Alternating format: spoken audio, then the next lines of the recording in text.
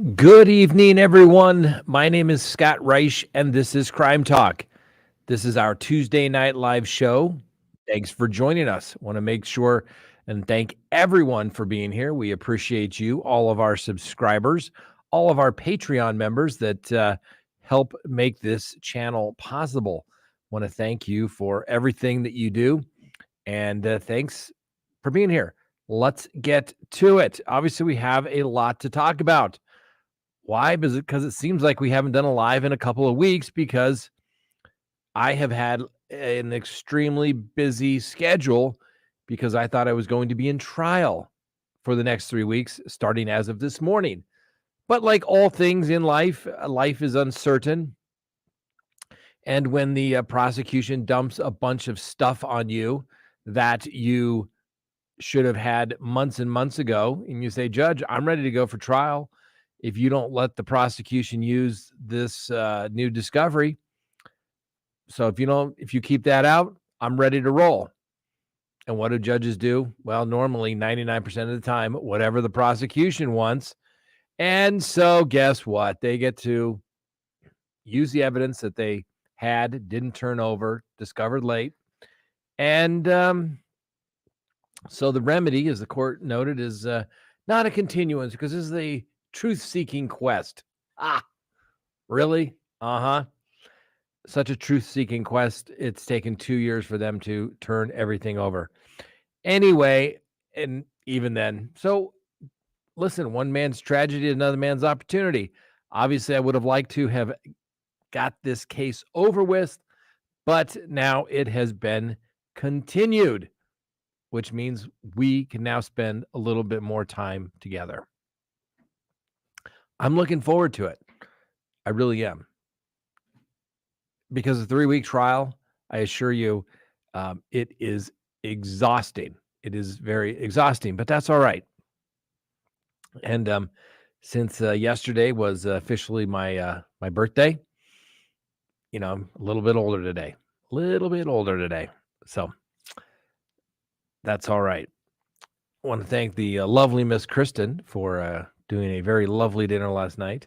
It was fabulous. Steak, crab legs, all cooked at home. It was wonderful. So anyway, the topic, justice is expensive. Got a couple of items we can talk about. First, the Brian Kohberger deal. I mean, Brian Kohberger is accused of killing 4 people there in Idaho. That's a lot of people, ladies and gentlemen. 4. Not 1, not 2, not 3, but 4 people. Now, we give him the presumption of innocence, but the state seems to think that they have got their guy and they're going to go death. So the question is, what do they do? Do they just say, hey, we'll give you a fair trial, we're going to throw you in jail, you'll never get out? Or do we want to go death, which means if he's convicted, he'll spend the next 30 to 40 years on death row, spending all kinds of money, trying to go through his case over and over and over again to say that it was an unfair trial, something along those lines. If he doesn't win on appeal, he will then go on post-conviction matters for the next 30 years. And although he likes his attorneys now, I assure you in the next 30 years, he will think they are the biggest bag of trash and that they did nothing for him. Is it worth another $1 million to put him into the death row? It's 4 people. I got mixed emotions about this. You kill one person and you can normally get life in prison without the possibility of parole in most states. The average cost to keep somebody incarcerated, assuming they're a good prisoner, is about $38,000 to $50,000 per year. And since, the cost of incarcerating somebody is a cost of doing business, it's not like you can monetize them really. Maybe they can stamp out a few license plates, but you can't make any money on them. You literally just warehouse them. And then the question then becomes, well, how long do you warehouse them? But there's no real, for lack of a better term, truth in sentencing anymore. At least where I generally practice. both in state and federal court. Federal court, you're going to serve 85% of your sentence before you get released. As we talked about today with Miss Holmes in her Theranos trial, people are all surprised. Oh my God, her sentence has been reduced. Yeah, it's called parole eligibility date, 85%. If you do the numbers, it all works out. Not a big surprise, but everyone act like, oh my gosh, she's getting released early. No, she's not. She's just following the rules. That's all she has to do.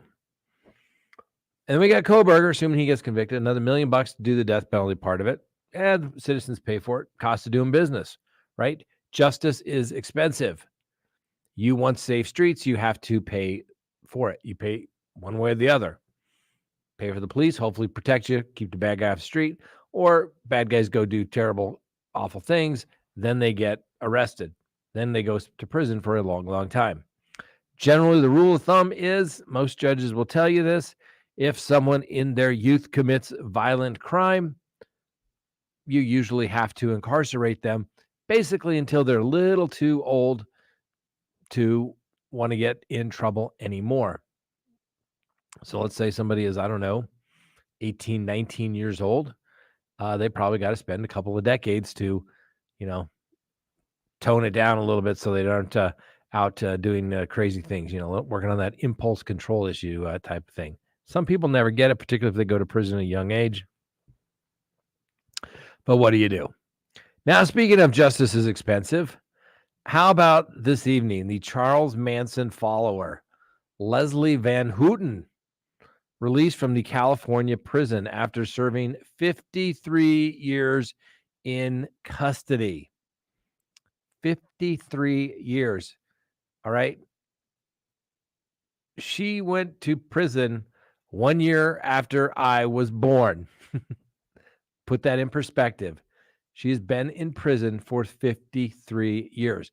That's what she looked like when she was, 18 when she went to prison. 20, I guess. Now she is 73 years old. Not the same person that she was when she was in her late teens, early 20s. But, that's probably one of the reasons why you don't want to make poor choices. They were all the helter-skelter stuff. And, don't get me wrong, Miss Van Houten, not innocent. In fact, she never even claimed that she was innocent because she was convicted as it related to the Lino LaBianca family. He was a grocer. Leno and Rosemary back in 1969. They were killed and had blood smeared all over their walls. Van Houten admitted to holding Rosemary LaBianca down with a pillowcase while others stabbed her. She then stabbed the woman at least 12 times. So not an innocent woman, but 53 years kind of seems about the right spot, so to speak. Now she looks like she could be anybody's grandma walking down the street. But the reality of it is, at one time, she was a cold-blooded killer. Would you invite her over for, Thanksgiving dinner? I don't know. Just don't let her have the knives, I guess. And she was a follower of Charles Manson at the time. Not a good guy. Obviously, was going to be sentenced to death. But when California changed abolished the death penalty, it went away. Then the citizens established a death penalty again in California, but it wasn't retroactive at all. So, think of all the money. This lady now, she got her college degree. She has a master's degree in counseling, and probably not the same person she was when she was 20 years old. That's for sure. But she spent her life in prison. Clearly kind of a waste. She probably could have been a productive member of society, but when you make poor decisions and hang around the wrong people, that's where you wind up in prison for the rest of your days. So let's see what you all want to talk about. Let's see what the questions are. If you have a question, if you want to talk about anything, let me know. Let's see here. Lisa says, oh, we got a super chat. Did I see a super chat? Oh. What is your take on the zone of death in Idaho? Now, let me just make sure we're talking about the same thing. Oh, this is the mysterious myth that you have to be the zone of death in Yellowstone. Okay.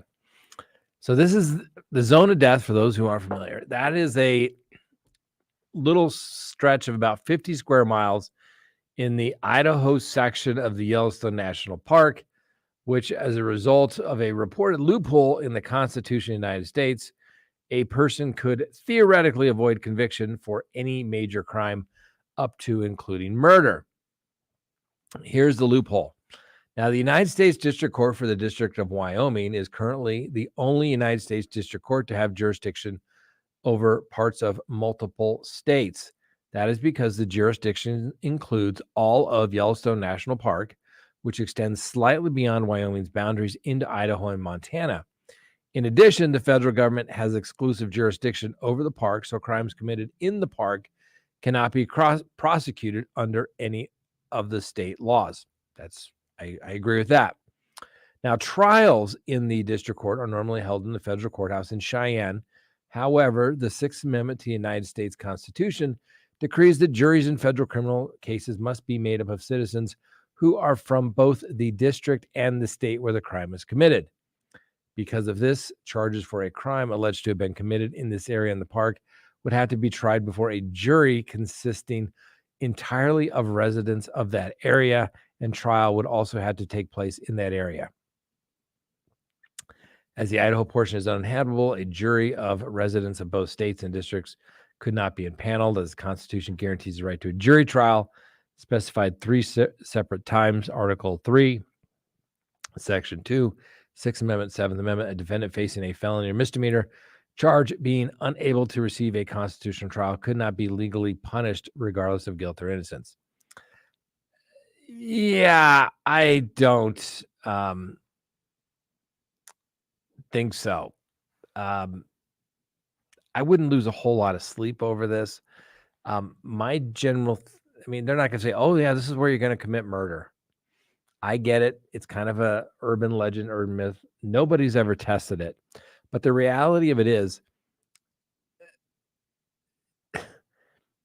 people get tried and are accused of crimes all over the world where we say we have federal jurisdiction. If you kill an American, you can be brought to the United States and tried.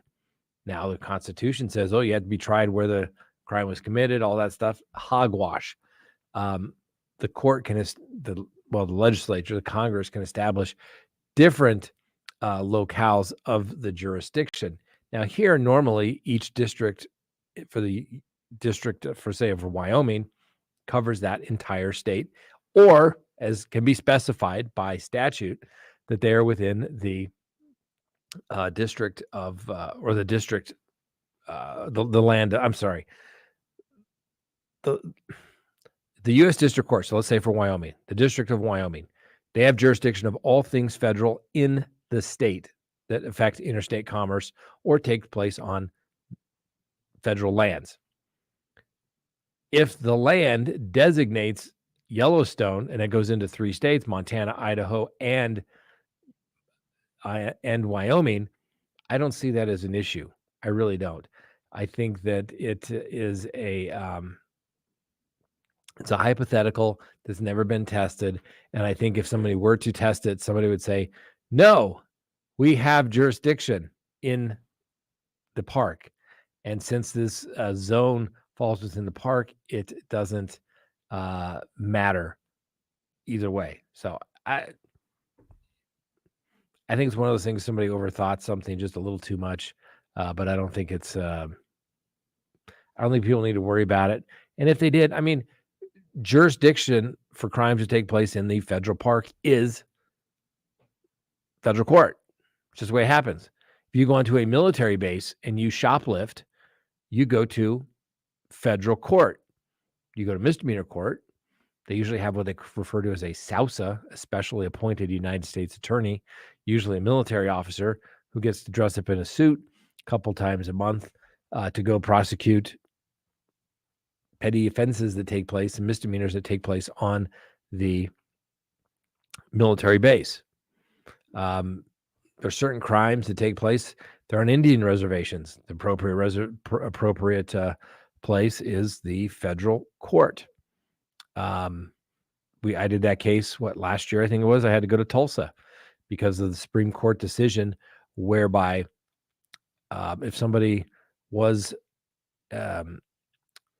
Indian and a crime took place on Indian land, and these are not my words, these are what's in the federal statute, and that's it. And you go into court and you have to establish that you are a member of a particular tribe, and the crime took place on this, therefore you have to be in federal court versus state court. People quickly realize that's not where you want to be because you're getting much better deals in state court. So the jurisdiction of a court can be defined as anywhere. Heck, in most, even like election law litigation, they say, okay, this can take place. If election fraud takes place in a particular case and you're going to challenge it, you have to come to a particular district in which to do that.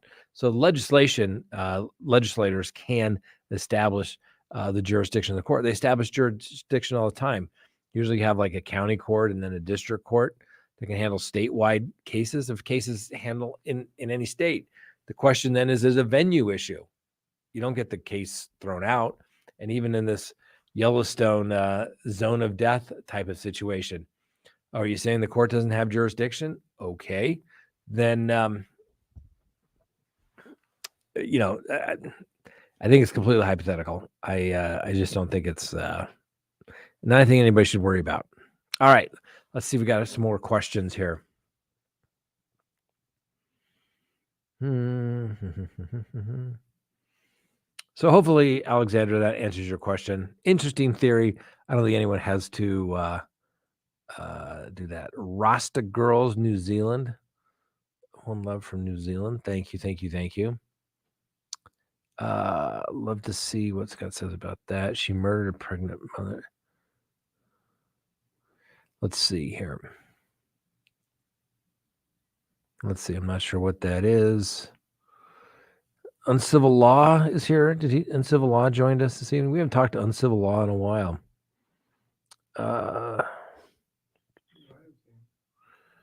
Let's see here. Today, my daughter's anniversary of 3 years. She's 30, forever 38. Let's see here. Oh, you guys want to hear some more news? I mean, my son let me know that he got engaged a couple of weeks ago and then decided they were just going to get married on July 3rd. Went down to the courthouse and just took care of it. I wish them well. Seriously, she's a very lovely young lady. They just very practical people and just thought,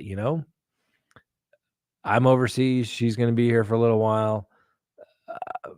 It's never going to work to get everybody together all in the same place. That's going to work for everybody. So let's just go do this and get it over with, which I think is great. So, yeah. Now the only question is, someday am I going to be a grandfather here soon? I can't wait.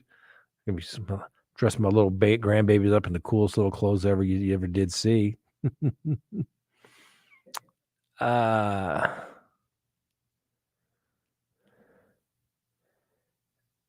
Van Houten,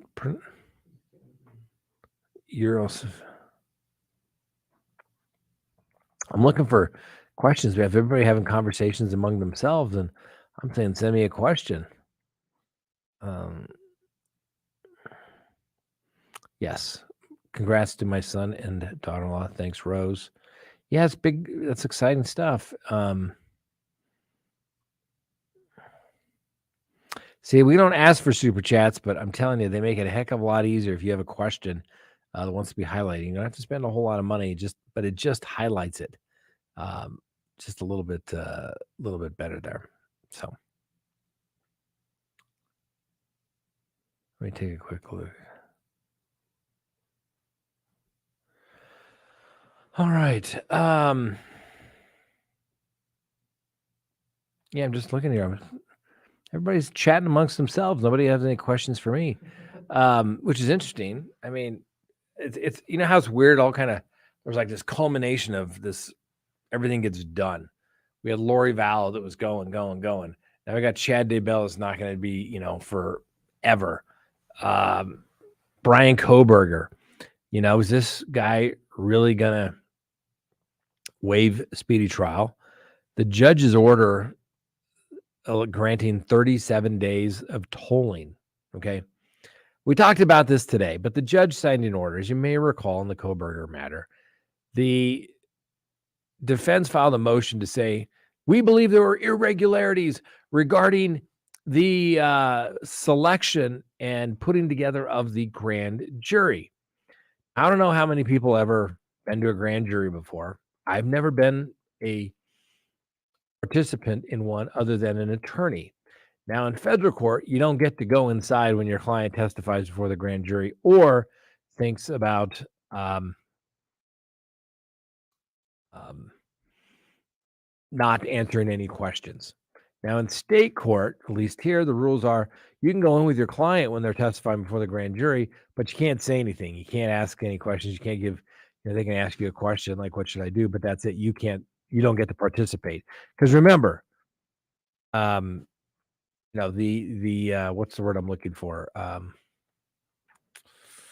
The process, the grand jury process is not for a truth seeking measure. That is simply to indict somebody. And we've all heard the term, oh, you can indict a ham sandwich. You can indict a ham sandwich. I'm telling you. And if they don't want something indicted, it doesn't get indicted. I can just talk generally about that, but I had a case years ago, client, let's just say high level law enforcement official. There were things about what had taken place. They appoint the state attorney general to do their investigation. And I'm like, hey, I'm not letting my client testify. You guys are coming after him. And they're literally like, hint, hint, wink, wink. This is kind of done for political reasons. There's not going to be an indictment. Trust me. Just have your client testify. We'll get it all out there and it'll be good to go. And it was amazing. There was a no indictment, no true bill. It's like it was almost like the prosecutors were saying they control everything in the grand jury. Of course they did. It was done for political coverage. So anyway, the Koberger attorneys filed this motion because they had a deadline in which to do it, saying that there was a irregularity. They couldn't specify what, but by God, they knew that it was an irregularity. So they finally got the transcript order. They don't get it for another couple of weeks. So the judge says, I'm going to toll 37 days, even though the defense wanted it tolled indefinitely so that they can do their investigation as it relates to the rest of the case. And the speedy trial is not clicking away. And so the judge kind of blew up in the defense's face. So like, well, okay, we've got 37 days that don't count towards speedy trial. But that just means the October 2nd date, they have 37 more days in which to get him to trial. So I think it's kind of interesting. Wow, look at all the color that popped up. Yes, what about the 14-year-old found on the Marine Corps base? Now, understand, I think there may be a little bit more to this than what we're all hearing. And as I understand it, and I'm working without a net here, was that somebody reported this 14-year-old girl missing. I think the police show up and mom says, no, she was sold in human trafficking. And somehow this girl's been missing, winds up on a Marine Corps base in a barracks, I think in a closet. Not good. Somebody's probably going to get in trouble. I don't think it's human trafficking. I think most people know and realize, and I hope to think the Marines would have enough common sense to say, you can't go around buying other people. Okay. My guess is just a guess. We'll see when it comes out. Maybe I've missed something, but last I saw, there was an investigation ongoing. I think people were detained, but they were later released. My guess is the girl was probably a runaway and probably met some young Marine who thought she was older. She rocked his world, but it's probably a crime. And so somebody's going to get in trouble, but I don't think it is what they think it is. But maybe I'm wrong. We'll just have to wait and see on that. Um, you know, I think I can say this because I was in the Marines. Sometimes the Marines aren't the sharpest people. They have a reputation for not being the sharpest people in the room. But I think that most of them get the idea that you can't go around selling people. So I'm going to give the benefit of the doubt to the Marine on this one. Maybe he got infatuated. Maybe he wanted to spend more time with the girl, which is still wrong if she's 14 years of age. But I don't think it's human trafficking. We'll just have to wait and see. All right, next question, Frank. Let's see here. Eric, congratulations. Have you flown a Cirrus SR-22? I did years ago. I'll be honest with you. Don't like the little side throttle stick, not throttle, but your yoke is over here on the left-hand side versus right in the middle. I just always had something where it's been right in the middle. I mean, I know I could get used to it, but Cirrus are a good little airplane. Super expensive for a single engine non-pressurized airplane. Yes, it has a parachute in it, but for $1 million, and this is what I mean, I get it. You start out flying, you got to get into something. I know, I've been there. I've been fortunate enough that when I learned how to fly, I was able to get into a partnership early on. And I look back now and think, how did I ever fly that thing? Why did I ever fly that thing? It was probably so unsafe. But that's what you got to do. What you got to do, and you don't know until you don't know what you don't know. And I would fly, in a multi-engine twin single engine over the mountains, bad weather all the time. And now since that I've been flying new CrimeTalk 1, think, wow, why did I do that in single engine? These jets are so much better. So it's I like the Cirrus. It's good parachute. Saved a lot of lives. But man, for $1 million for single engine, non-pressurized, that's a lot of money. That's a lot of money to spend. I don't know. I think you're better off just going buying something else and having somebody fly with you till a while till you get the appropriate checkout or type rating, something along those lines. All right, next question there, Frankie. How do you sort them like that? That's so interesting. Okay, Claire B, thank you for the super chat. What are your take on the case of the 14-year-old? I'm withholding judgment. I don't think it was human trafficking. I think it was probably a runaway girl who met a Marine. Marine tried to overlook her young age. At least from the picture I saw of the young Marine being escorted away in handcuffs. Yes, we'll have to wait and see on that. All right, next one. How would you revamp the prison criminal system? Great question, Lisa. If I was king and I could revamp the prison criminal justice system, how would I do it? Well, as a general rule, and what you try to tell young prosecutors when you see them when they're making you ridiculous offers because they have no perspective on life, is that you have to remind them, listen, you've got rape, murder, violent crime, and everything else. Okay? Obviously, sexual assaults, rape, all that kind of crimes against children, that's what that fits into there. A society is judged on how they protect their women and children. And I don't think that is some sort of sexist, misogynistic remark in any way. If you look around the world where there's some places where women are still thought of as chattel, I do not have a whole lot of respect for those people. When I say chattel, it's a fancy word for property. I don't have a whole lot of respect for places like that.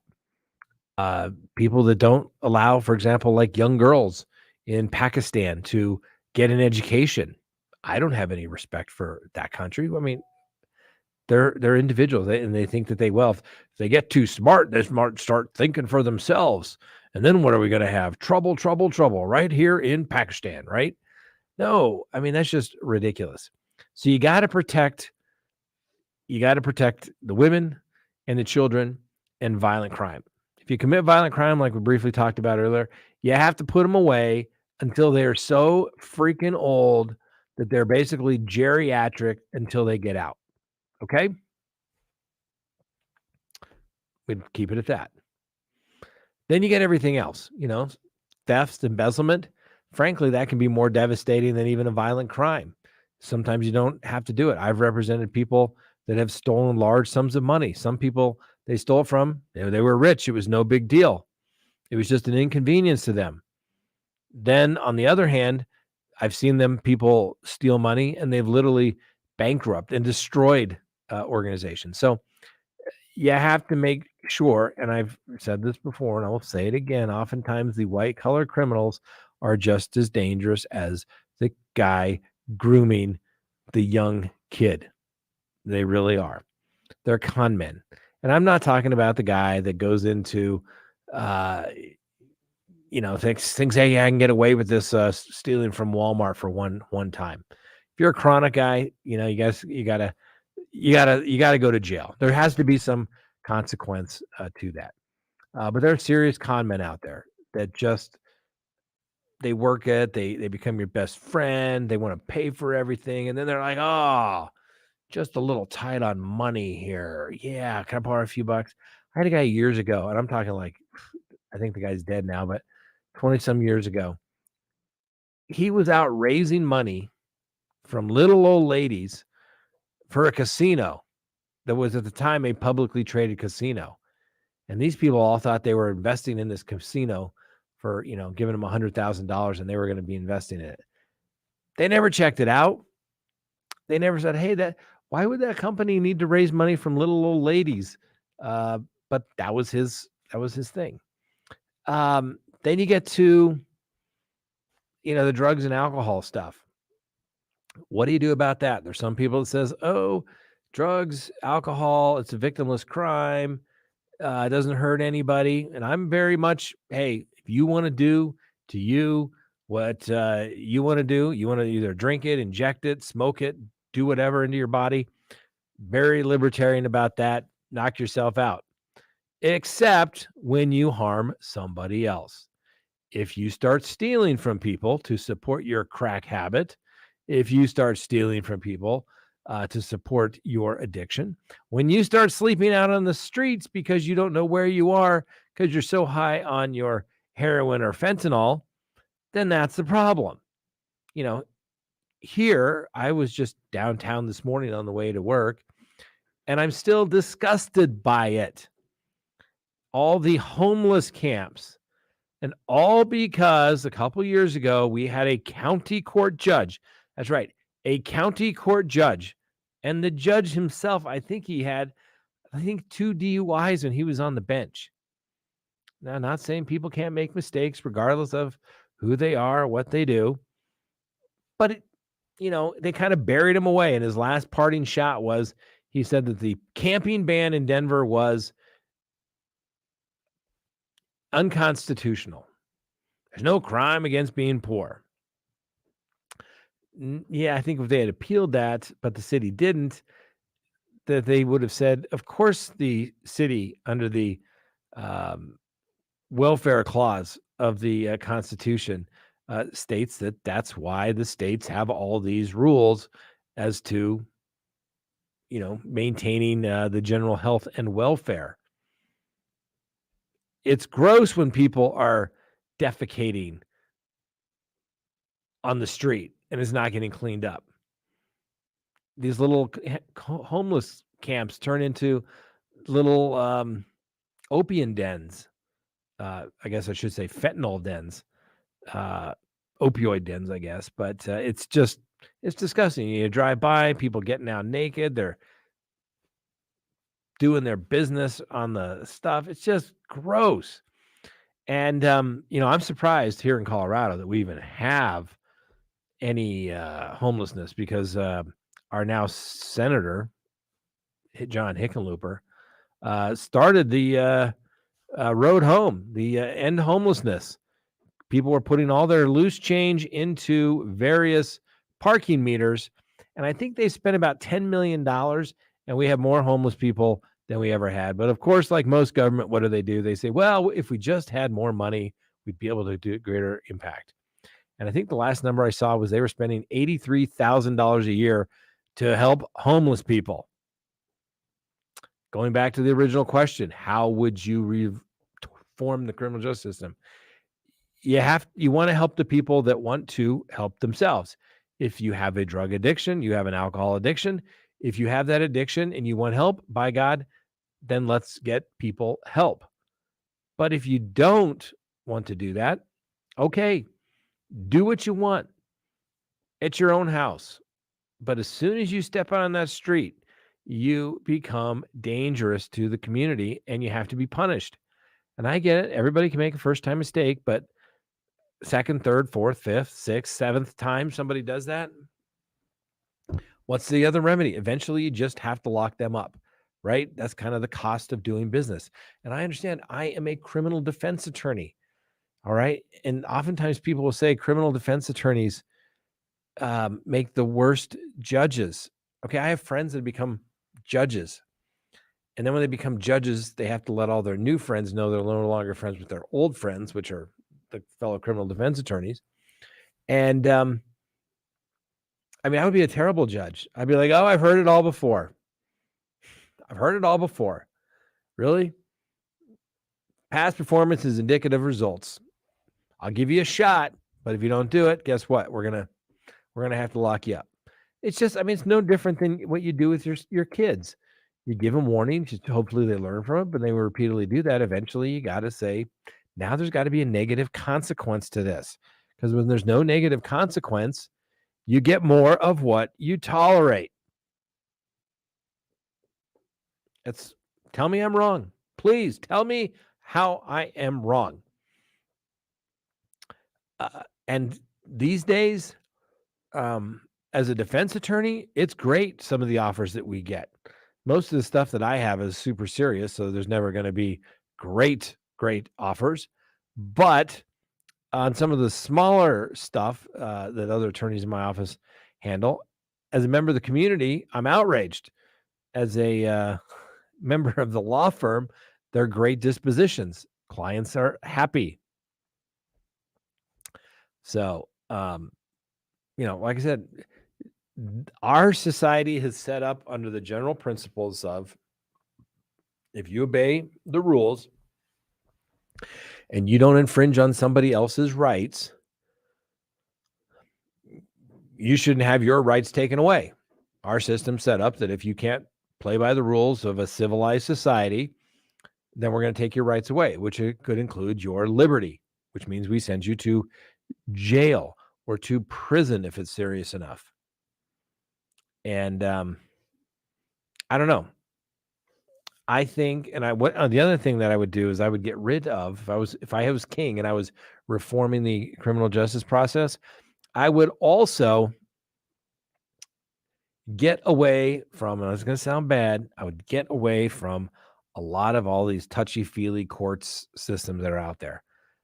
Okay, the court system is supposed to be a judicial system. We're adjudicating justice. It's not whether you're a good person, you're a bad person. It's simply whether what is alleged, did that take place? And now we've got courts for everything. We've got family court. We've got drug court. We've got military courts. You name it, we have every court around. And I like the idea. And if there's a reasonable explanation for it, and sometimes people get kicked out of, drug courts and, every kind of court you have these days. But have you ever gone to one? You're just sitting there thinking, oh my gosh. You go there and they have like these weekly meetings with everybody. And they're like, we're going to give everybody who had negative UAs or made all their appointments, we're going to give you like $25 Starbucks gift cards. And you start thinking to yourself, well, let me see this. So you were put on probation. You had to do UAs, i.e., don't use drugs and alcohol, and you had to get a test. So you're doing what you're supposed to do, but yet you're getting rewarded for it. And then they say, oh, they don't have enough money. I don't know. Some of the stuff doesn't make sense to me. If it's not serious enough to say, you know what, we can send you to jail, maybe it just doesn't need to be here. Maybe a little prosecutorial discretion needs to take place and say this just isn't the crime of the century, and the fact that they had to come to court, they were inconvenienced, maybe that should be enough. So I would get rid of these probations too. I mean, the one thing that I miss about when I was an attorney in the Marine Corps was that they didn't have probation. If you screwed up, you either got, bad conduct discharge or dishonorably discharged, or they administratively separated you from the Marine Corps because, they're like, you're a dirtbag, get out. And so if you went to sentencing, you could have a jury of your peers, literally the members on the court martial, would decide your fate. And they would get a list and say, the punishment could include no further punishment other than the conviction, because the conviction was punishment in and of itself, all the way up to the maximum penalty, which could be reduction of pay, reduction in rank, etc. But there was no probation. It's not like we're going to say, oh, we're going to need you to come here, we're going to do this and, be nice. I mean, I guess the military has the luxury of you can get rid of the dirt bags. Society, we can't get rid of all the dirt bags out there that don't want to follow the rules. And I get it. I'm rebellious sometimes. I want to, don't always want to be a rule follower. I'm more of a rule questioner. And so I don't know. You get these clients like it's a first DUI and they got to have 2 years on probation. How about 6 months? Because if they're going to screw up, they're probably going to do it within that 6 months. And on the second time, you get more punishment. You don't get probation. You just get jail. On a third, you just get jail.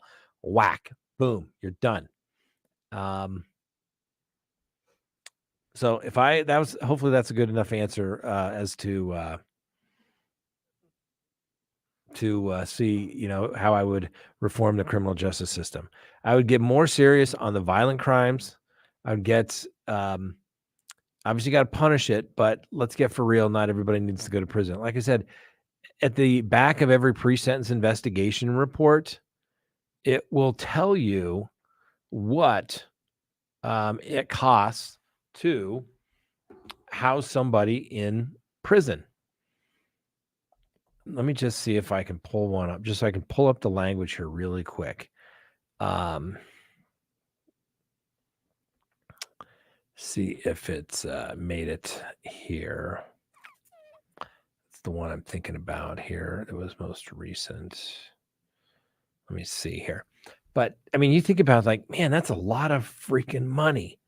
Like, I mean, I think generally that somebody has to be pretty bad if you're going to want to spend that kind of money on locking them up. Just saying. All right, let me go back to the back here. Let me go back. Not revealing any names here, but it'll show you the projected cost of sentencing options. Now, this is just Colorado. The cost of corrections is directly related to the level of confinement of each sentencing option. The following number are from the fiscal year 2022-2023 and will be updated annually in January. The Division of Probation Services confirms these numbers with each of the respective agencies. The agency's annual cost of sentencing options per offender, fiscal year 22 and 23. Source, Department of Corrections, Office of Planning and Analysis, that's from the legislature. Office of Community Corrections, Probation, Division of Probation. To put somebody on probation a year, costs $1,870 because you got a lot of people on probation. They're paying for probation. I don't know what it is in a lot of states, but here it costs $50 a month to be on probation. So $600 a month. You're covering a couple of salaries of the probation officers. Community corrections, that's basically a halfway house. That's where people live in a kind of dorm environment or apartment kind of environment, and they're supposedly transitioned. A lot of times the community corrections are just a way for people to get their new hookups on their source of supply since they've been incarcerated, and they can get a few more people they need to know. Community corrections was normally for people that didn't it wasn't so bad that they needed to go to prison, but they definitely needed to be punished in some ways. Most of the people in community corrections these days are theft and multiple DUI convictions. It costs $7,749 in Colorado per year to have somebody on parole. And here's the big one. Department of Corrections. The annual cost to house somebody in the Department of Corrections, $56,766. That's a lot of money. I don't care how you slice it. 56 grand to house somebody. And that's assuming they don't get sick. That's assuming they're not a management problem and they have to be escorted by 3 correctional officers everywhere they go. Transportation back and forth to court. This is average $56,766. So, given the state has limited funds, but they, like I said, it's a cost of doing business for a state. You have to have a judicial system. You have to have a Department of Corrections. So that $56,000, you probably want to use it for somebody that's pretty dangerous. Like you really don't want them out there on the system, out on the streets, or they just don't get it. They're just career criminals. And you know it when you see it. You know it when you see it.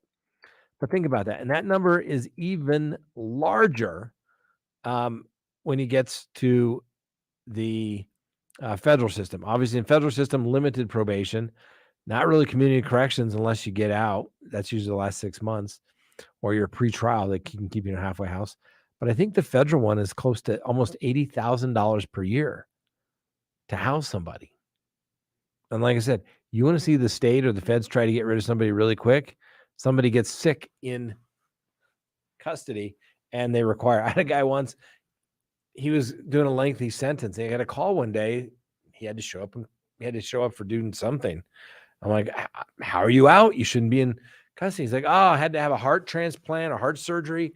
He goes, you couldn't believe they gave me this special parole to get me out of there. So basically they could get out, get it all covered by Medicaid, and the state didn't have to pay for it. So the reality of it is one way or the other, you're going to pay for it. The question is, like I said, rape, murder, violent crime, you go to prison. Just the way it's got to be. Punishment, deterrence, not only for the people who committed the crime, but for those that that are familiar with it, know that, hey, if I do this, I'm going to go to prison, right? Like murder, not a whole lot of deterrence there. They're probably just they're going to do it anyway. It's a heat of passion, crime of passion, impulse type of crime. But you got to punish them. You got to punish them. That's just the way it is. They can prove it beyond a reasonable doubt. So that's my answer as it relates to what would I do to reform the criminal justice system. You got to be serious on the rape, murder, violent crime. Use some common sense when it comes to people that like steal money. Put them in community corrections so they can work, pay the people back, make their victims whole again. But prison, if someone's just a career criminal, just doesn't get it. I remember when I started practicing law, now most drug cases are misdemeanors unless it's greater quantities. But you would always get these people that would go to bars and they would get patted down and they would find a little bag of cocaine in their pocket, and the police would get called and they would get charged. And you knew 99% of the time they were going to go to court. They're going to go to drug court. They were going to get a deferred judgment. And as long as they did what they were supposed to do, it was all going to be done, and they're just young, youthful mistake and keep it off their record. But there was always that one case where the guy got his deferred judgment. He screwed it up, and you had to work pretty hard in drug court to screw up your deferred judgment. And then the felony conviction enters because they couldn't follow probation. So they revoke and they put him back on probation. And then he still keeps using drugs, or he gets in some other trouble. And then all of a sudden, okay, fine, we're going to revoke, reinstate. We're going to put you in jail for 90 days. Okay, as a condition of probation. And they go through this a couple of times. Guy keeps using. They're like, all right, if we're going to put you in community corrections, screws up, walks away from community corrections, get an escape case. Now this guy who had, a small little thing of little bindle on him for personal use, going to a bar, gets arrested. Next thing you know, like 5 years later, the case is still going on and the guy's going to prison. I mean, at some point, like, okay, I guess we got to do it because you just can't follow the rules. And let's face it, there's some people that just are never, ever going to follow the rules. And I think we forgot the biggest one. What are you going to do? Most of the people in the criminal justice system, mental health issues. I can't believe I forgot that. That's the biggest one. I mean, a large percentage of people in the criminal justice system have mental health issues, whether it's been diagnosed or it's undiagnosed, whether they're self-medicating or they're abusing their medications. That's a big problem. Now, obviously, if somebody's a danger because they won't take their meds, I've seen it on, people that are schizophrenic, they're not taking their meds. They're danger. If they won't take their meds, what are you supposed to do with them? They're a danger community. Well, if they commit a crime, probably have to lock them up. But then you have another case. I think I've told this story several times over the years. I was in court one day where a guy had gone to prison, clearly mental health issues, schizophrenic, and he's back in court because he had been paroled. And when he got paroled, he received, like a 30-day supply of his medication. He wants to take his medication. He's fine when he takes his medication. Everything's good. But he had a 30-day supply. But when he got out, he went to another agency to try to get the medication so that he could, have his medication to be a productive member of society. And they're like, well, we can't help you for like 90 days. So of course he goes off his meds because he runs out. Nobody else can give him any more. And then the guy ultimately winds up committing crime because he's in a schizophrenic state, so to speak. And everybody's standing there in the courtroom. Wasn't my client. I'm just observing. And I remember it was a good judge. He's retired now. And he's just like, are you kidding me? Like, this guy's medication was like $250 a month. The state gave him 200, a month's worth of supply, $250 worth of his medication. And then they won't give it to him. Not our responsibility anymore. The guy goes and commits crime. He's on parole. So what are they going to do? Well, he's committed a crime. He's got to send him back to prison. So instead of spending the $250 on medications per month, and then they're going to go spend $50,000 a year to house somebody in prison. Now, that's what needs to be reformed, right? What do we say? One of the 12 undeniable truths of life from a criminal defense attorney, which is it's always about the money. And when they say it's not about the money, then you know it's really about the money. Of course, that was about the money. And the problem is with these bureaucratic agencies, they don't function like the rest of the world. If you don't spend your budget in the private sector, you're rewarded for that, right? In the government, they say you're given a budget of, let's say, $1 million. And if you said, wow, we only spent $800,000, then the government said, well, you didn't need $1 million. We're only going to give you $800,000 this next year. So, and I've seen it, nothing's changed. A long time ago when I was military, they're always like, oh, we have no money to do anything. And then the fiscal year would come to an end, and then the boondoggles would begin. Why? Because they had to spend all the money so that you can get your annual increase. And when they say, oh, we cut the budget by so much, No, you cut the rate of increase of the budget. So instead of a automatic 4%, you cut it to 3.5%. And everybody says, oh, look, they're saving money. Well, it's the same thing with even like the Department of Corrections.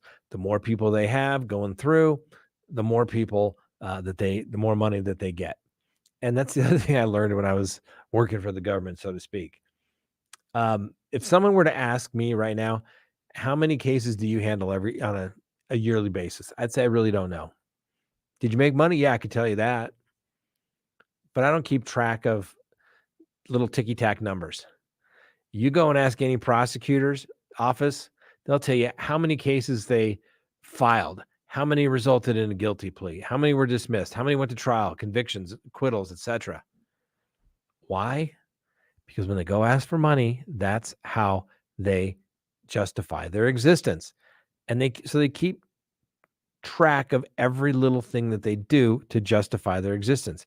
Instead of being rewarded on results, okay, you filed all these cases, but maybe you overcharge them and you pled them all down to misdemeanors. Is that really getting the right result? Maybe you should charge them as misdemeanors in the beginning. I don't know. We'll see. I don't know we'll see. But mental health is, you got to fix it. You got to, if someone's got mental health issues, once again, it's kind of like drug issues. We're going to help you out. But if you're not going to take it upon yourself to do that, at a certain point, you're going to commit crime. You're going to go to prison. It's just the way it is. So, all right. I think we talked enough about that. Hopefully, that was a good question. Good answer. Frank, do we have any more questions up there? Yeah. I don't know how you do that, Frank. Oh, look at that. All right. Did we go through them all?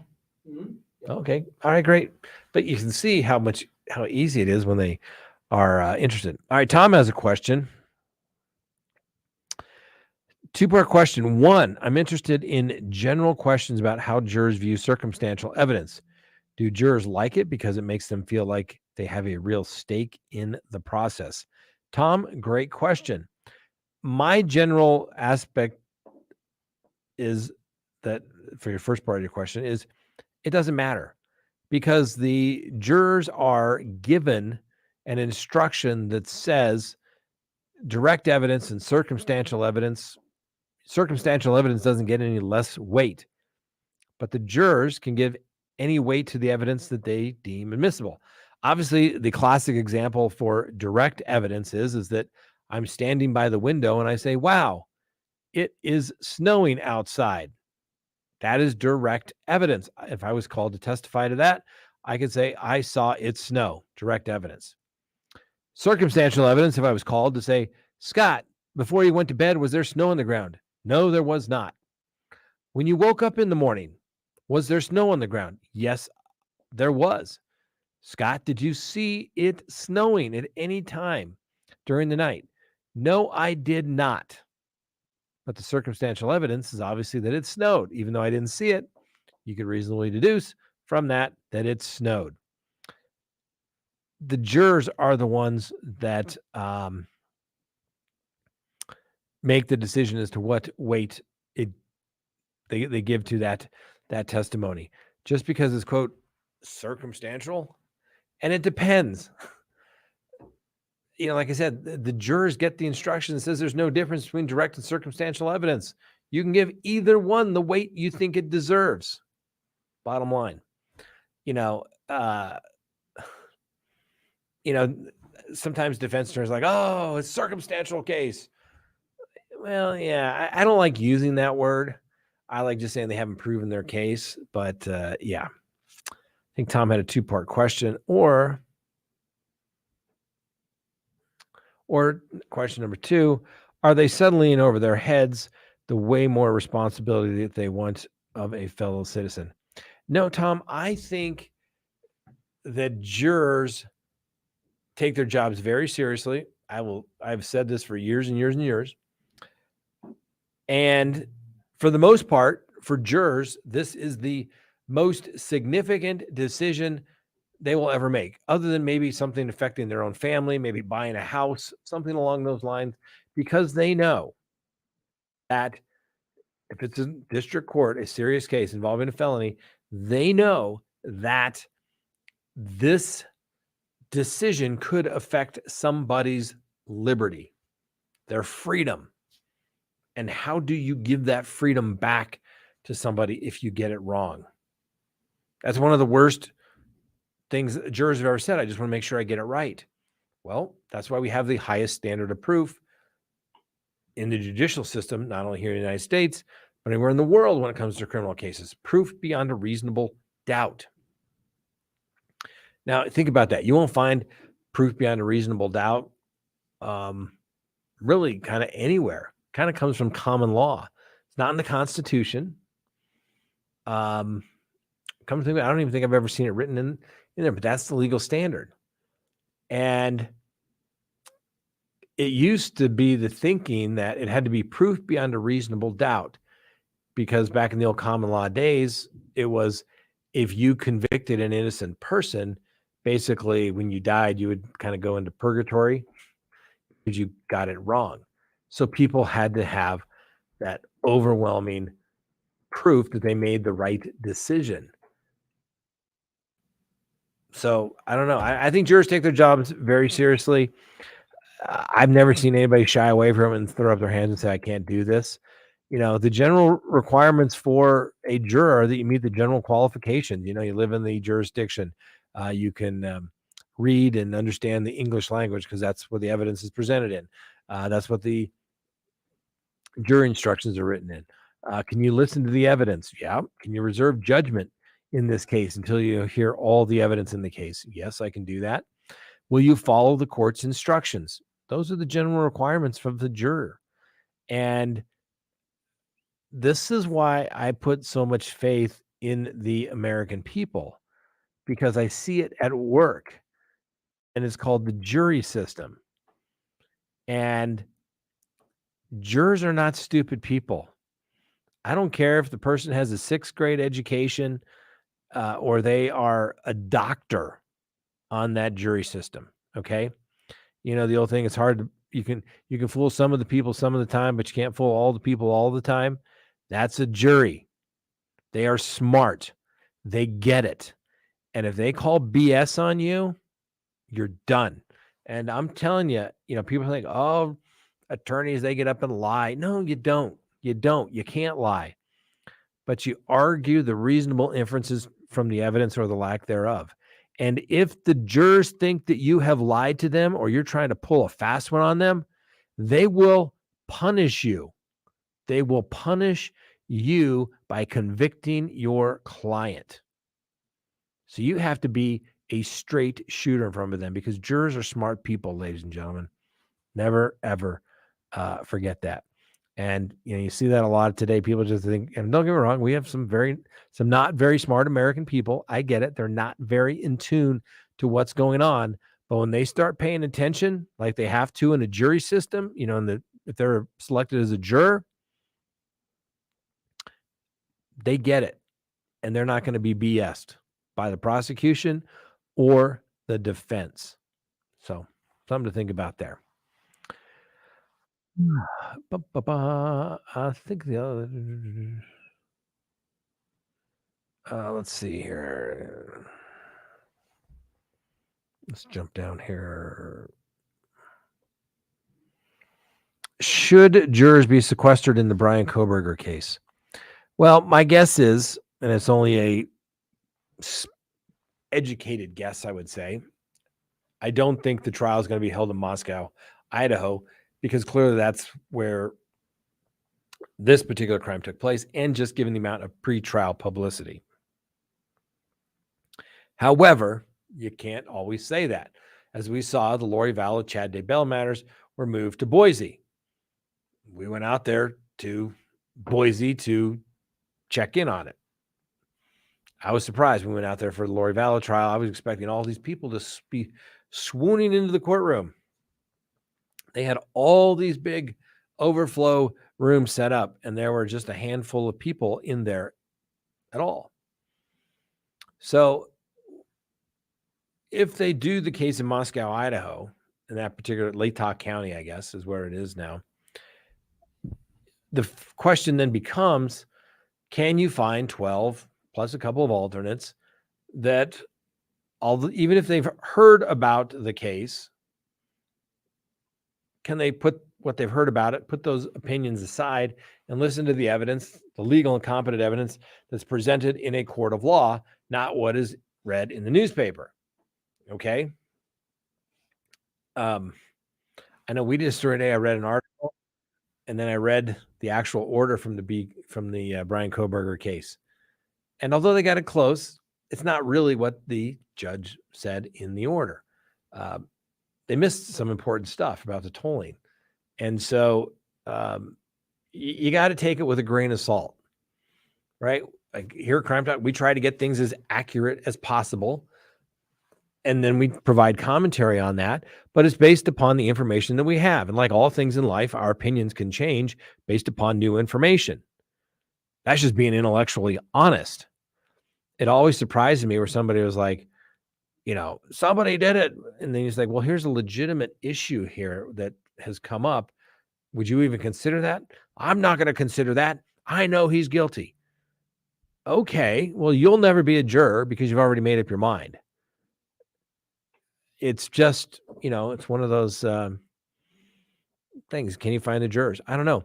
Normally, change of venue motions aren't really ruled upon unless kind of it's so overwhelming that everybody knows all about it. You don't really, you file the motion, but the judge's like, well, let's just wait and see if we can get a jury. Okay, judge.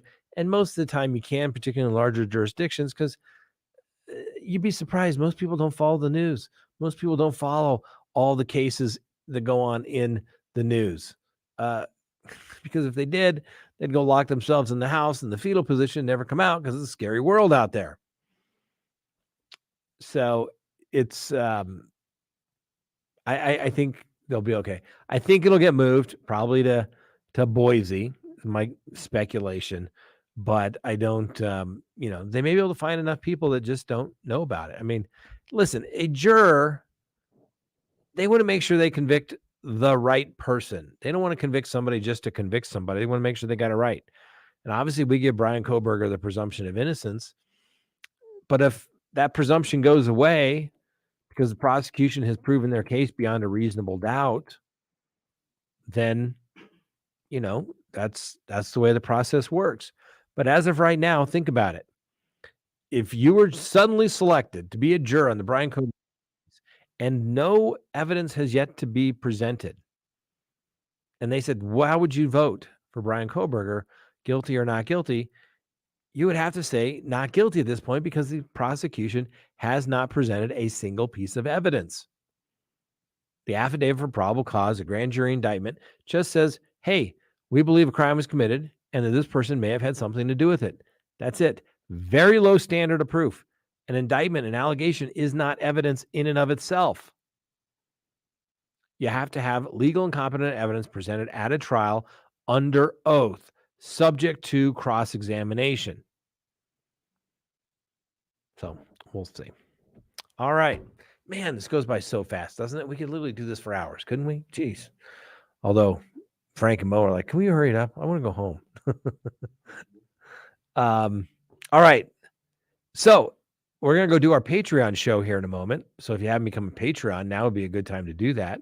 You can join in because, well, you can ask me anything you want there as well.